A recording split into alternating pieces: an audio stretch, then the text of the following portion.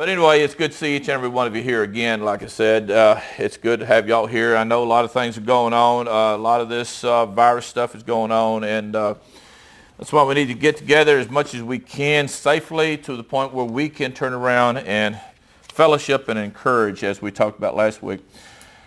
You know, someone has counted up in one version of the Bible, and they counted up as far as different names for Jesus in the Bible. They came up with about 256 different names that Jesus used or has referred back to Jesus in the Bible. But there seems like there's only one name, if you really go back and look at it, seems like there's only one name that he used that he really kind of got in trouble about. Many times we will read these scriptures, we will read over these, and we don't really get the true meaning that he was getting at back in the day. In other words, when we talk about as far as reading the scriptures, we always need to be sure and keep the 5 P's. You need to know the person who's doing the speaking. We need to know the person that's being spoken to. Then we need to know the period of time, the purpose of it, and then we need to know as far as the setting or the place. And so you get all 5 P's there. Many times we will take scripture and then we'll try to apply it to our understanding today, which is good. But you also need to know what was going on and get the real meaning. And this is John chapter 8, verses 1 through 59, the whole chapter there. I'm going to be skipping, but I want to set the stage for what's going on. But to preface that, let me say this. As far as the relationship of God's chosen people, the Jews, okay, as far as that relationship there, you know, that's supposed to have been a very, you know, warm, cozy, you know, intimate kind of a relationship with his people, his children, okay? But that's not the way a lot of it turned out. There was different fractions in there that would turn around and try to always find something wrong because they had it easy, they had it made, and they didn't want nobody to rock the boat. And Jesus was coming in and telling them this is not right. They didn't like it. So to set the stage in John chapter 8, we find as far as Jesus, however, went to the Mount of Olives. Many times when I read that, I always think Mount Olives. Okay, I know where Mount Olives is. That's that road out of town somewhere. No, this is Mount of Olives. He went away, as he a lot of times do. He escaped. And then it says in verse 2, at daybreak he appeared again in the temple. Jesus go quite often to gather around with the people. They'd sit there and he would teach. Now, if you're there to learn, that's great. But what goes on? And it goes on and it says, all the people came to him and he sat down and began to teach them. Verse 3, it says, but the scribes and the Pharisees, that's who I was talking about. Scribes and the Pharisees were a group, if you would, of the Jewish people who were the religious and the educators, okay? They was educated, they wasn't your dummies. These two groups had a lot to lose if they would surrender and turn everything back over to God and follow God, or follow Jesus here. And so here it is, they brought a woman who was caught in adultery. And we know about what was going on there. We know that they was caught her, and it actually had nothing to do, if you really get down to it, about sin. It was nothing to do about adultery. It's really nothing to do about that. What they was trying to do is say, hey, Jesus, by the way, caught adultery. The law says she's supposed to be stoned. Stone, and that's it. And so if you get that, and then they're thinking, well, okay, so we're going to have to stone him. And then it says, let's see what Jesus says. He don't like that kind of stone. He don't like that killing stuff. So, and they tipped him with it. They try to get him to a point where he would mess up, go against the law, and then they'd have some reason or other to get rid of him or try to kill him as they wanted. So as all that turns around, we know the story there. If you don't, go back and reread it in there. It's got a lot of interesting parts left out and interesting parts there. But finally, at the end of it, he turns around and looks up. There's nobody there because he said, he who without sin, let him cast the first stone. And there was one person there could cast a stone. Those could cast a stone. And that person turned around and says, where's everybody? They're gone. Well, neither do I condemn you. They don't condemn you. Your accusers are gone. They don't condemn you. I don't condemn you. Then he says, go home. And then he says, sin no more. Absolutely. And so here we are. We got the scribes and Pharisees trying to get Jesus, trying to trap him. They could care less about really the law. They care less really about as far as sin. They could care less about adultery. They just want to try to put them away or try to lock them up or get rid of them or kill them, whatever. And then in verse 12 it says, later on, Jesus spoke to them again saying, I am the light of the world. Now, when we read that, we're thinking, okay, I am the light of the world. Think about that when I come back to it in a little while. I'll briefly mention it. And it says, the one who follows me will never walk in darkness, but will have the light of, I love this part, life. You know, we're always looking for light for our eyes to see. He's talking about we're going to have light of life. Again, Jesus is not necessarily talking in code, but he's not really spelling everything out in little, black and white letters. He's letting them know. And if you was there, you would know what he's saying. And so he's trying to teach them about heavenly things, but yet they still got their mindset on what they see, earthly, physical things. And so he's talking about, you're not going to walk in darkness. And the Pharisees told him, says, you are testifying about yourself. Your testimony is invalid. You can't do that. You can't be doing, that. That's just not the way things work. It's against our rules, tradition, and laws. And you can't testify yourself. And then what Jesus answered in verse 14 says, I'm testifying about myself. My testimony is valid. And then he goes on and tells them. He says, why? Because I know where I have come from and where I am going. But you do not know where I come from or where I am going. You are judging by human standards. That is what the key is right there. To validate things, to make a judgment, that's why the Bible will many times tell us that we are not to judge. Why are we not supposed to judge? Because we judge with human standards. He says that's wrong. Don't do it. If you're going to do judging, you've got to do it with righteous judgment, as the Bible calls it. That's right. But to judge with human standards, he said you're judging with human standards, But I am not judging anyone. Now, if you want to take things out of Scripture, you want to pull it out and throw it away and pervert the gospel literally, you can say Jesus don't judge, so he's not judging me. He didn't judge back then. He's not judging me. I do what I want to do. That's not at all what he's saying. But anyway, if you take it word for word and you try to pull out of context, that's what you can twist it. He says, verse 16, even if I should judge, my judgment would be valid. It would be right because I am not. Because it is not I alone who judges, but I am the one who sent me. Now he starts making allusions here, or alluding to, I should say. He starts alluding to another person. They have a hard time trying to figure this out. We don't have a hard time with it. Why? Because you go back and read it. It's wrote down for us. Here he's talking to them, and they've got to understand what he's saying and then try to figure out. And so they missed the mark here. And then you skip down as far as verse 23.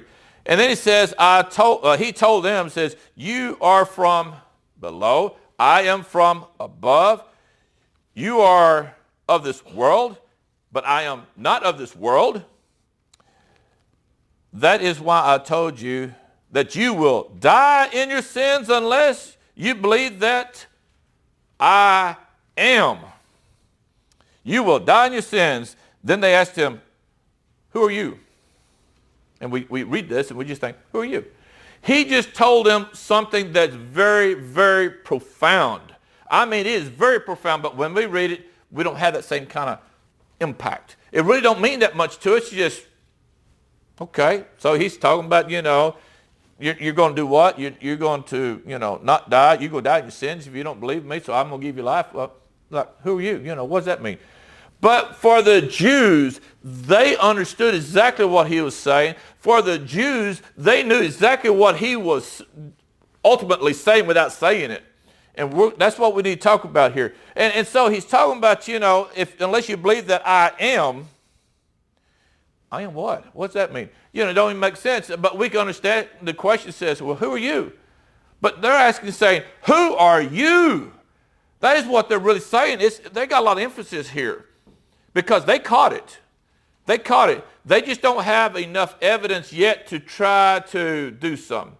And as we go on further, you will see. And then it says, who are you? Jesus told them, what have I been telling you all along? It says, I have much to say about you and to condemn you for, but the one who sent me is truthful. And what I have heard from him, I declare to the world. They didn't realize that he was talking to them about the Father. This is the other person. He says, you don't figure it out. This is who I was talking about. This is where the written word helps us so much more than what they had. So he's talking about who sent him? The Father sent him. Who's talked about the judging? He's talking about the Father's with him. The Father's the one telling Jesus. And it goes on and he says,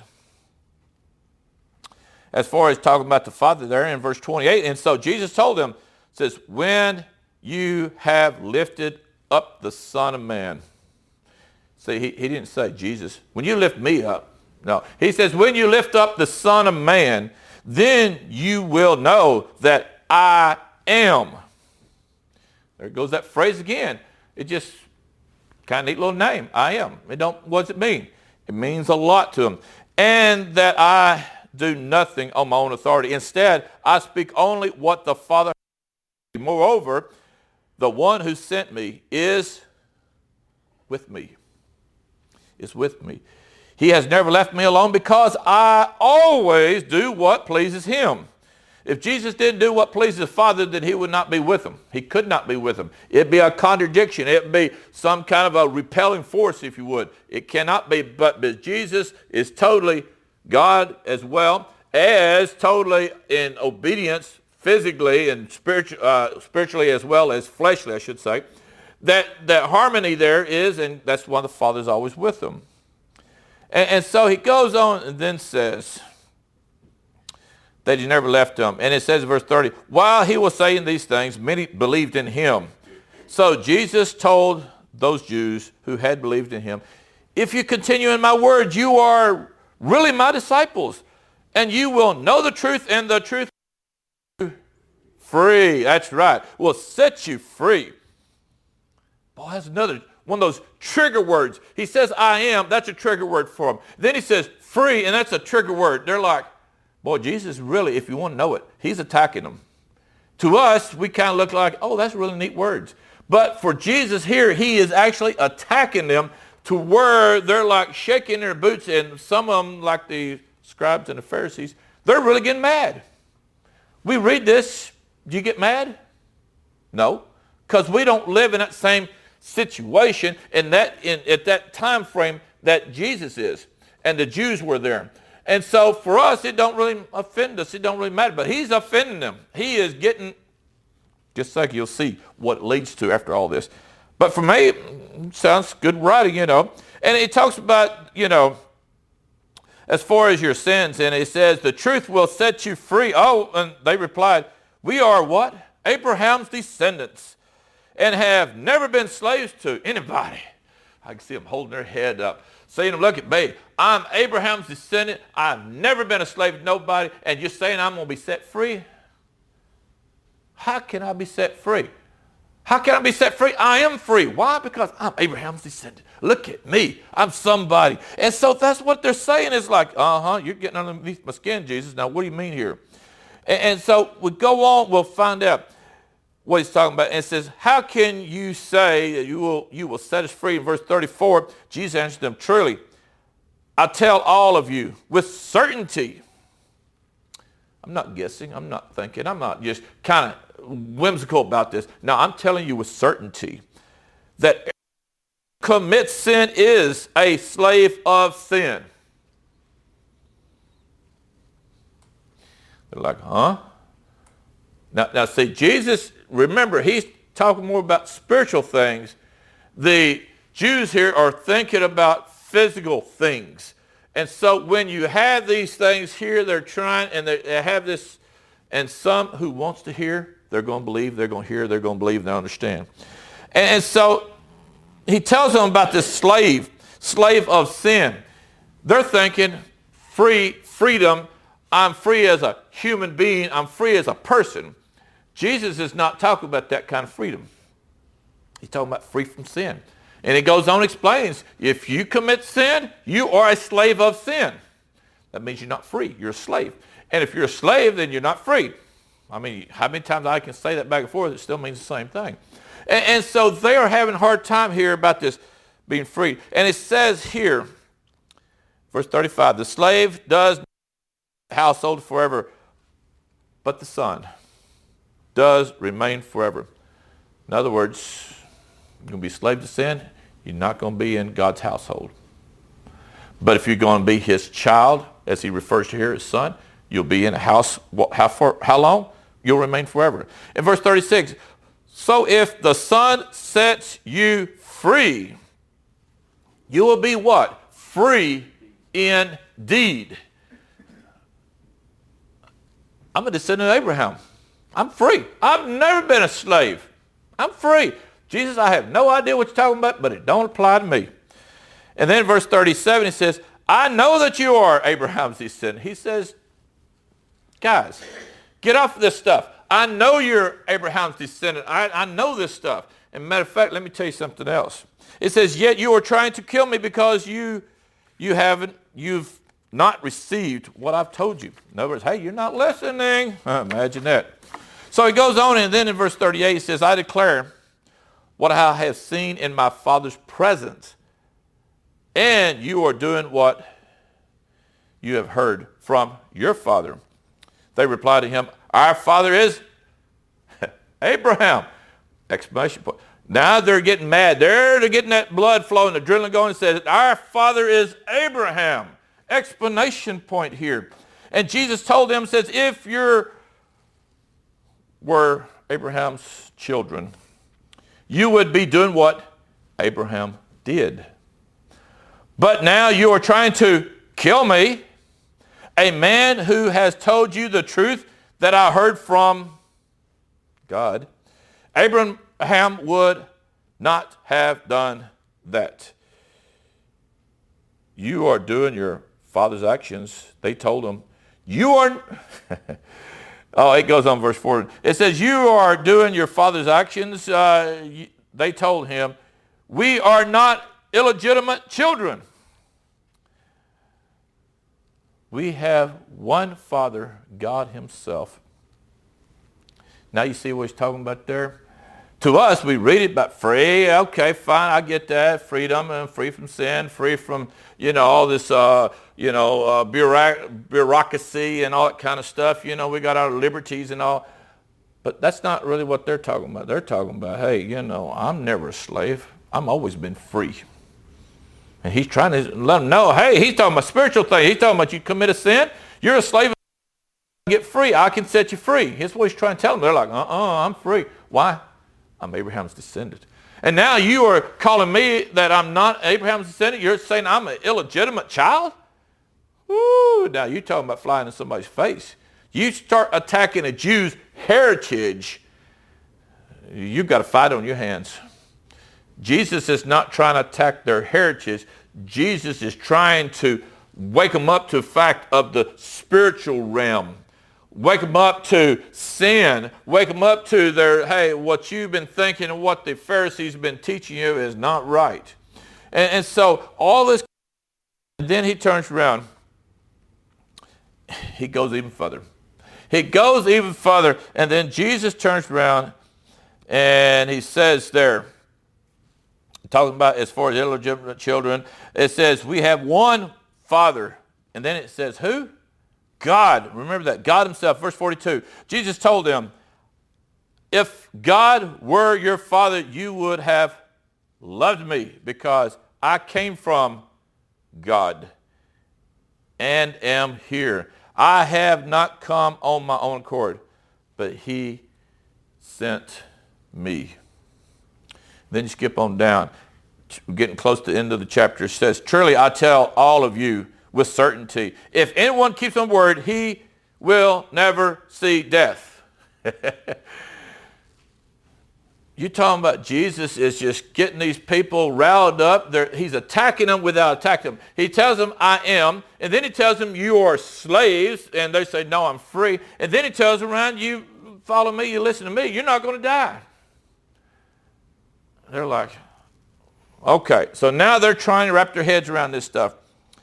You'll never see death. Verse 42 says, then the Jews told him, now we really know that you have a demon. Abraham died, and so did the prophets. But you say, if anyone keeps my word, you will never taste death. Now see, they think of death as death. There's multiple deaths.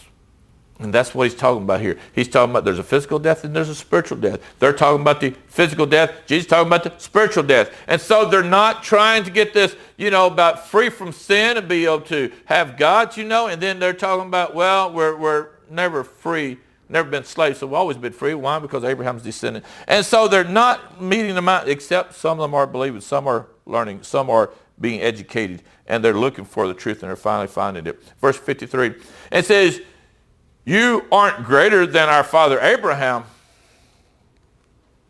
Now, if you really start looking in between the lines, you'll start seeing where they're driving it.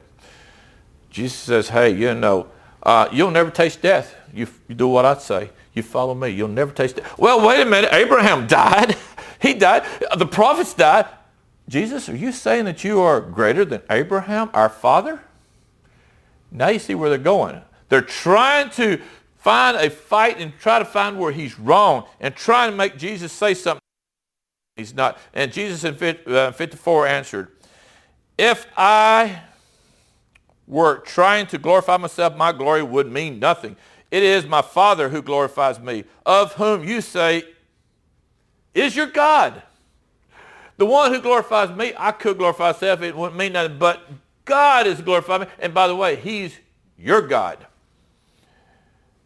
They're like, wait a minute now, if God's my God and then he's glorified you, then why am I fighting you? Why am I trying to kill you? And they're trying to figure all of this out. Verse 55, you don't know him? Your God? You don't know him, he says. But you know what? I do. And if I told you I didn't know God, guess what? I'd be a liar. And guess what? Just like you.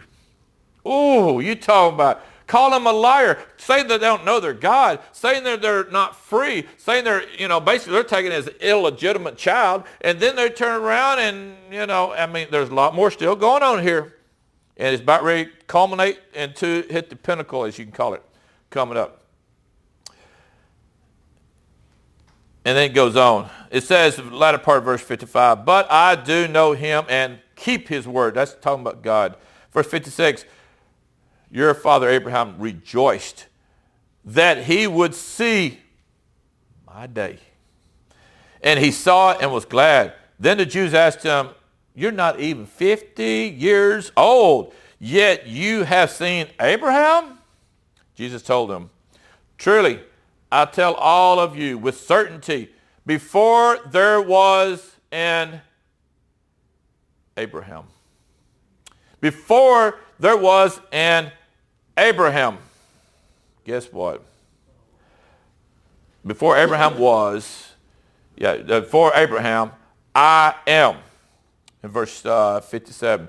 Before there was an Abraham, I am. In verse 59. At this, they're building up. They're building up that tension. Building up. He says, before Abraham, I am.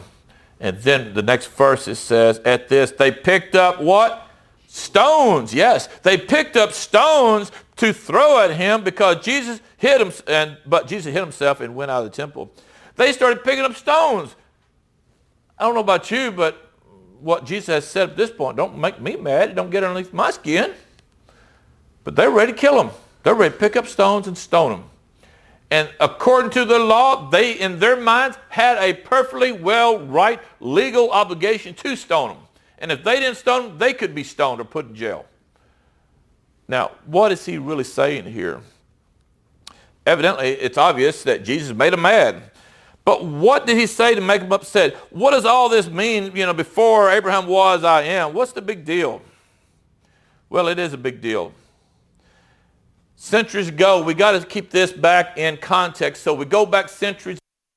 Moses saw the burning bush that never burned up. What did Moses do? He goes over to the burning bush. Then God himself, Jehovah, talks to Moses. And what is Moses then at that point supposed to do? God says, you are going to go down to talk to Pharaoh in Egypt. You, Moses, are going to go down and get my people out of there and set them free. That's what all this people. And so God has told Moses, you're going to go tell Pharaoh to let my people go. Exodus chapter 3, verse 13 to 14.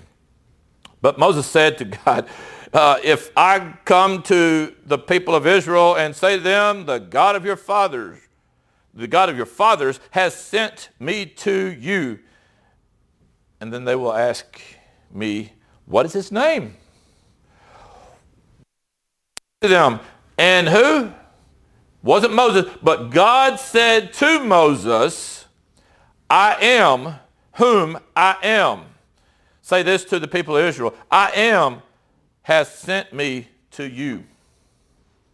See, we think back in, as far as in John, that all this stuff just started. It didn't. This stuff has been going on with God's people for years and years and years and years. And this is where they already knew the code. They already knew what God is saying when he says, Moses, you tell them I am, the I am. You tell them that who has sent you. And they know right quick that, yeah, you've been talking to God. You've been talking to Jehovah. You have talked to him. You know what you're saying there. And so what God is actually saying here is when he says, I am the I am, he said, you know what, Moses, that's my name. That's my name. I am. That's who they call me. And so when you're there, that's why you can tell them I am. And is around that crowd and starts telling them what? I am. What is he saying? That's my name. That's my name. He says, I am telling you I am God. They're like, whoa, wait a minute. We know God, the Father, as far as the one we've heard about getting us out of Egypt. You know, we understand in all the many years we've been taught and learning about God, about I am. We know that, and now Jesus comes up here, he starts telling the crowd that before Abraham was, I am. In other words, he's claiming to be God, is what Jesus is doing here. And that is what the Jews knew. Now, if Jesus hadn't been God, what would you call that? Blaspheming. He'd be blaspheming. That's why it would be their obligation to stone him.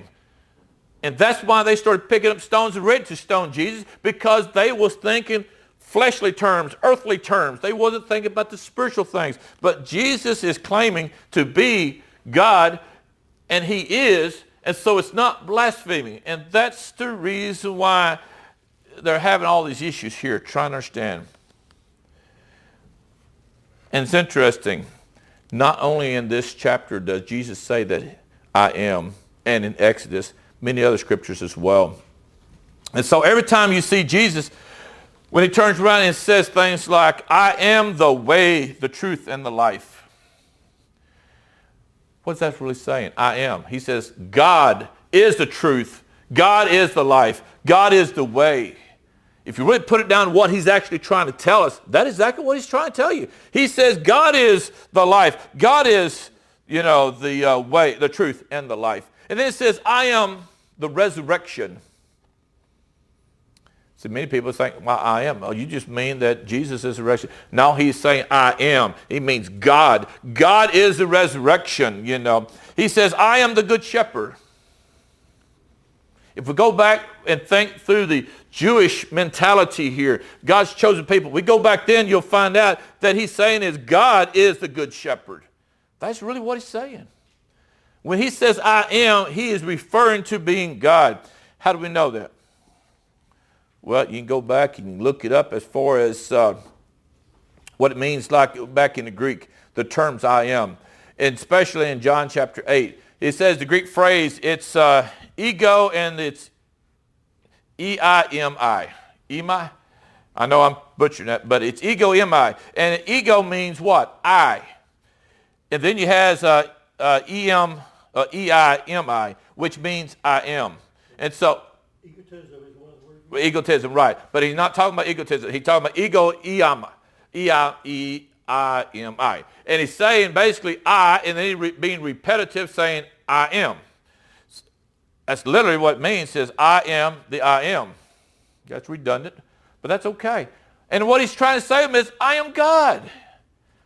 And he goes back to back to when they was in Egypt, and goes back to their taught, being taught from way back yonder, saying, hey, folks, when I tell you I am, you've heard it before. Who am I referring to? God, Jehovah.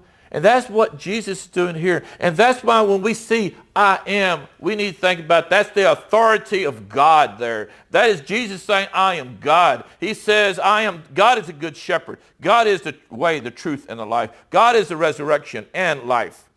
And when we think about that, then we will start understanding over and over. Jesus says, I am. Why? He says, there's no one else. It says, I am. I am the one because I can supply all your needs. I can take care of you.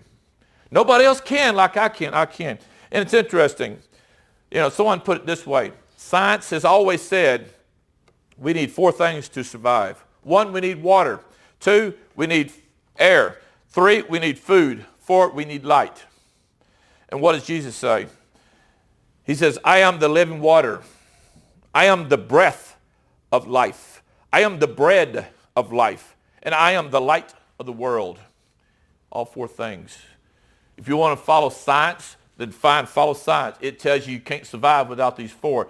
You follow God's word, you can't survive without these 4, and that's Jesus. Jesus is all 4 of these and more. We cannot survive without him. It all sounds good and all, but what does it mean that we cannot survive without Jesus? What does that mean? It means that there's all kind of people. There's some people in this world that are powerful and influential, but they didn't need Jesus to get that way. And there are all kind of folks in this world that are famous and they have their names in history books, but they didn't need Jesus for that. There are all kind of folks who are wealthy and have mansions and fancy cars, but you know what? They didn't need Jesus for that either. So what I mean when we can't survive without Jesus, think about this as we wrap things up. Think about Howard Hughes as an example. Was one of the wealthiest men that has ever lived. In his youth, he was famous and powerful. Some of the most beautiful actresses of the day. And his money could buy almost anything, and often it did buy anything, about everything he wanted. But the last 20 years of his life, he was a recluse. In other words, he was totally isolated from others. If you want to talk about social distancing like we talk about now, Howard Hughes, last 20 years of his life, he very much had that down pat to a T. He became an extreme hypochondriac with unnatural fear of germs. He refused to cut his hair, his beard, or his nails. And the only people he ever saw was his doctors and his personal servants.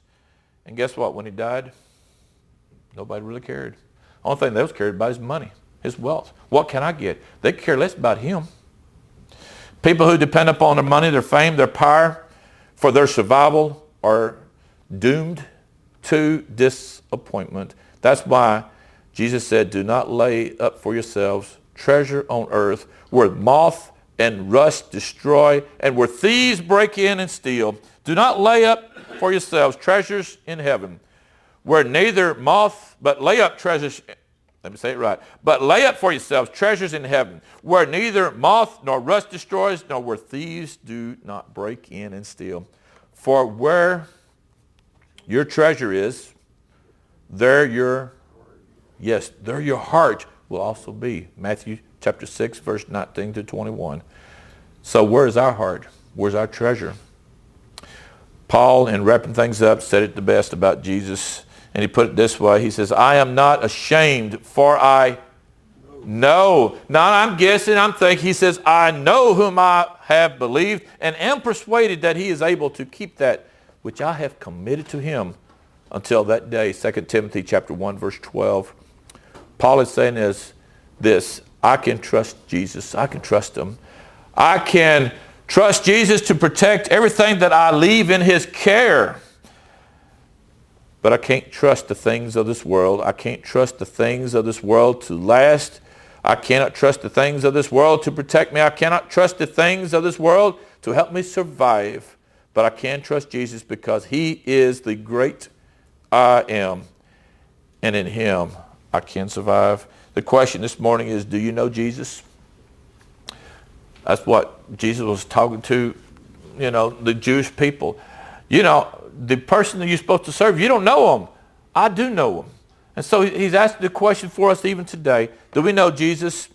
And if we know Jesus, is Jesus your God? That's a real powerful, powerful question. Is Jesus your God? And what have you committed to him? Well, let's see. I've committed just a little bit of money. I've committed just a little bit of time, but I'm not going to commit myself because I'm too tied up with other things. I've got plenty of times. Oh, I'm not good enough, or it's not convenient, And so we come up with all these devilish excuses, is what I call them, to try to put God off. But he says, what have I committed? Paul says, he says, I am not ashamed. For I know whom I have believed and am persuaded that he is able to keep what I have committed to him. What have we committed to him? What Paul is saying, I've committed myself. I've committed everything I have. I've committed to God to take care of it. And you know what? I know he's able to do it, and I'm persuaded that he will do it. And he is faithful, as we know. And so the question this morning is, do we believe in God? Do we know God?